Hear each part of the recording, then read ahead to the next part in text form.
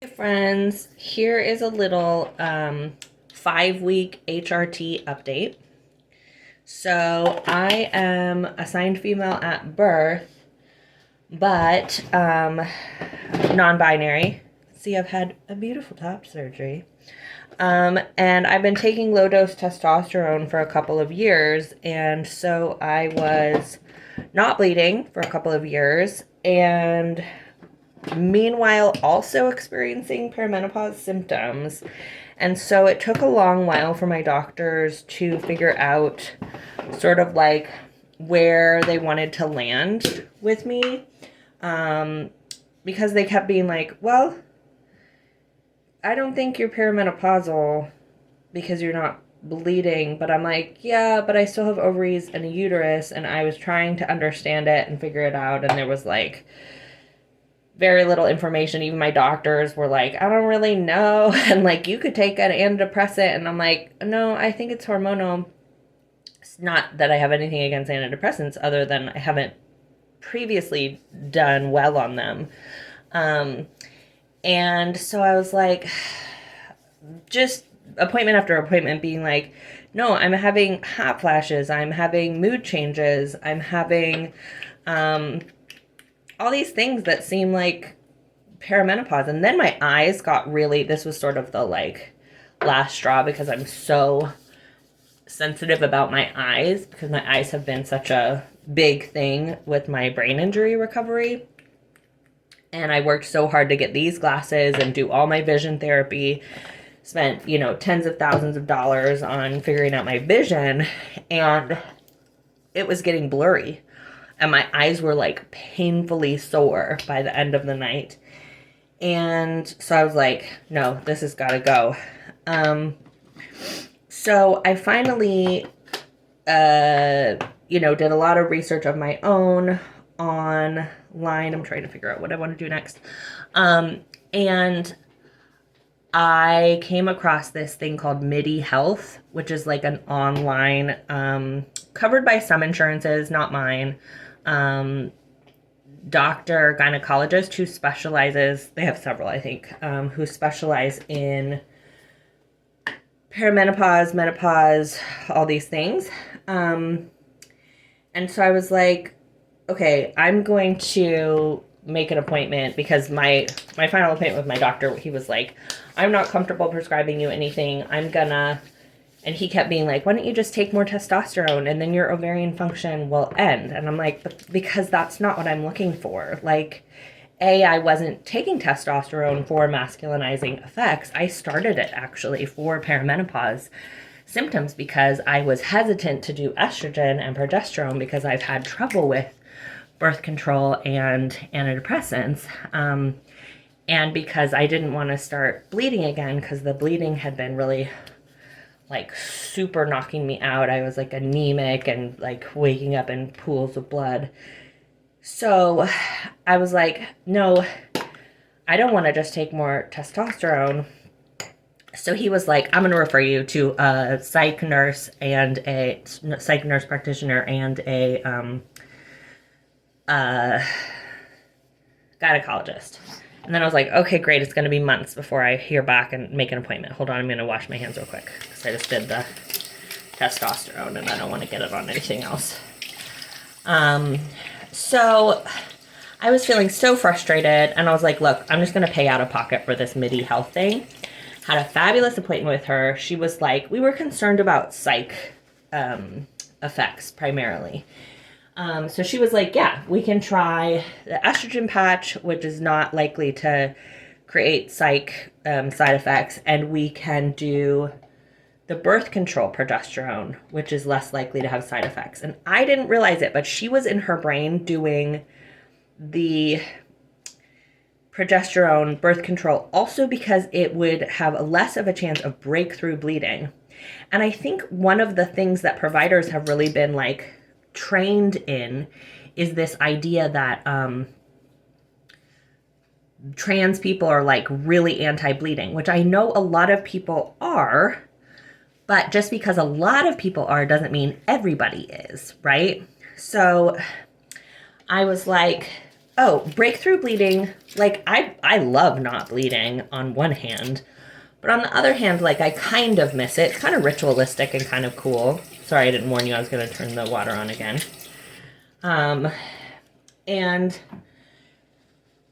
so we started the progesterone birth control because it was, less likely to have a side effect and psych side effect and less likely to have a breakthrough bleeding.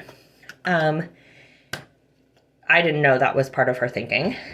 And so when we met today, I was like, listen, I have to tell you, this is the 100% best for vaginal dryness, Replens External Comfort Gel. I have tried every single one they have on the market.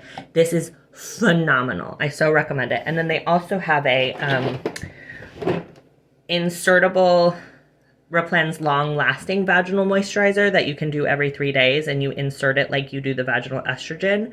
Also fantastic product. So these two together, I recommend this like so highly.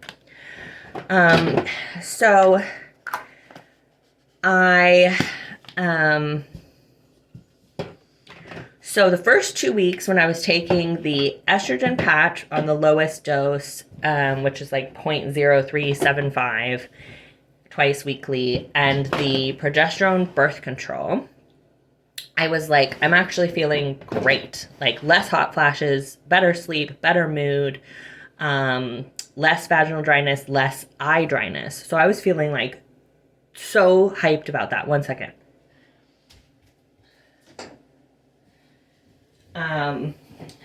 Just grabbing a towel. So I was feeling so hyped about that, right? And then the second 2 weeks, I was like, let me make some tea while we chat. The second 2 weeks, I was like very sad. There was a lot going on in the world, but I was like more sad than I expected to be. Oh, I forgot to brush my teeth, but I'll do that after we talk. So sad, like just really discouraged, not sleeping, worse than without the HRT. I'm still taking the low dose testosterone. I haven't changed that. And I'm still taking the vaginal estrogen that I was taking before. Yeah, just a couple of nights having hot flashes, just like really feeling crappy. And so I had emailed her like, hey, I'm really feeling crappy. I need to think about what's going on. And she was like, things, can take time to get used to. Let's let it settle out. And I was talking to ChatGPT about the progesterone, and they were like, actually, it might be the opposite, that the bioidentical would be better for you. And so I brought that up to her today. I got a follow-up appointment, and she's like, well, the bioidentical might not actually be the thing that helps. Maybe a higher estrogen would help. And we talked through it all round and round in a couple of circles. And then it came up about the breakthrough bleeding. And I was like, I'm actually okay with the breakthrough bleeding. And so she was like, I don't know, why don't we try a few days of the bioidentical progesterone, and then we can increase the patch as well and see what happens. And I was like, I'm interested also in going down on the testosterone, because that complicates the vaginal estrogen. And really, I was wanting the testosterone for the perimenopause. So if we can handle the perimenopause without the testosterone, or with a smaller amount, then that works for me. And so she is going to have me do the bioidentical progesterone, and then in a couple of days or a week, increase the patch also to a 0.5 twice a week, which in my area, according to my friends, is like out of stock. And she said there's actually a once a week 0.5 that we can do. And this was fascinating. She was like, but a lot of people don't want to do the once a week because it could get kind of like, it's really big, and it can kind of like fray at the edges and be unsightly. And I was like, what word did we come up with? Unsightly is a word. I'm good. I'm like, am I late for my appointment? Unsightly is a word that we use to describe humans, or a patch on your butt.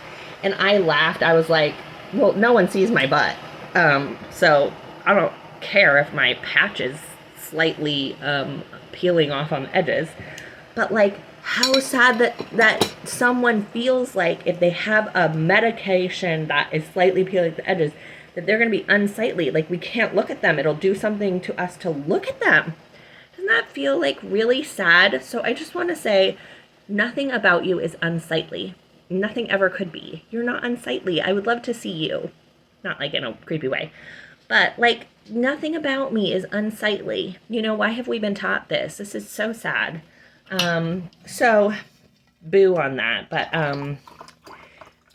so she's like, we could switch to the once a week patch and it really wouldn't make too big of a difference. And I was like, will it have that thing where with testosterone, like if you take it, I take it daily in gel form.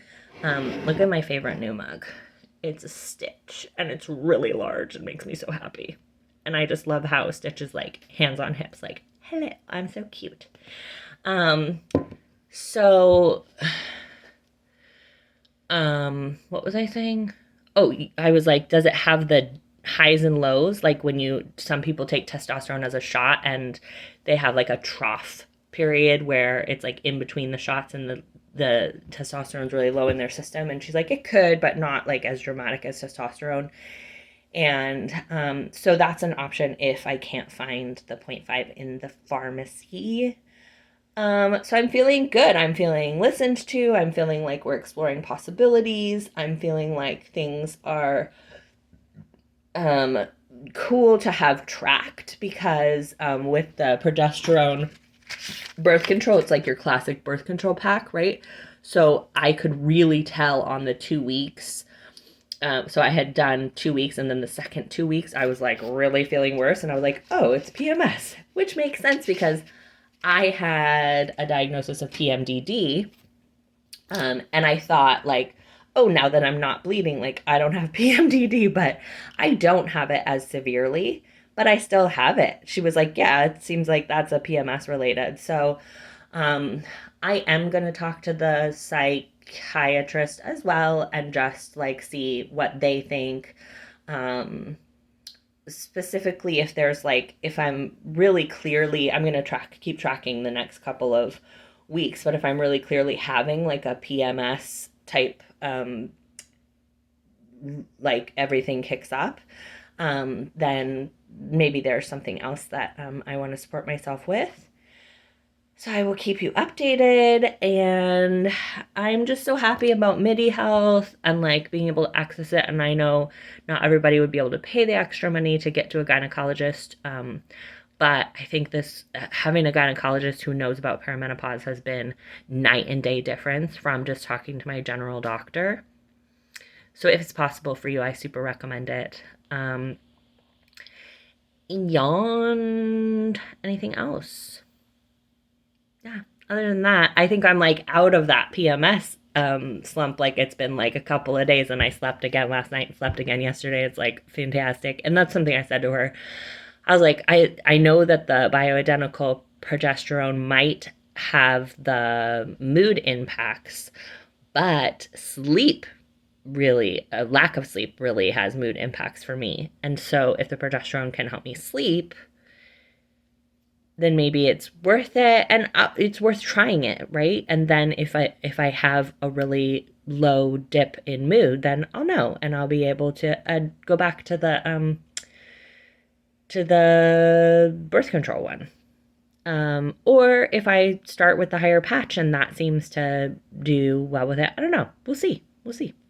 So anyways, I feel like thrilled to be trying things. I think, when we're not doing anything, that's when it can feel really, really crappy. And when I was like 4 to 10 years, like I'm gonna spend the rest of my days on this earth feeling this shitty.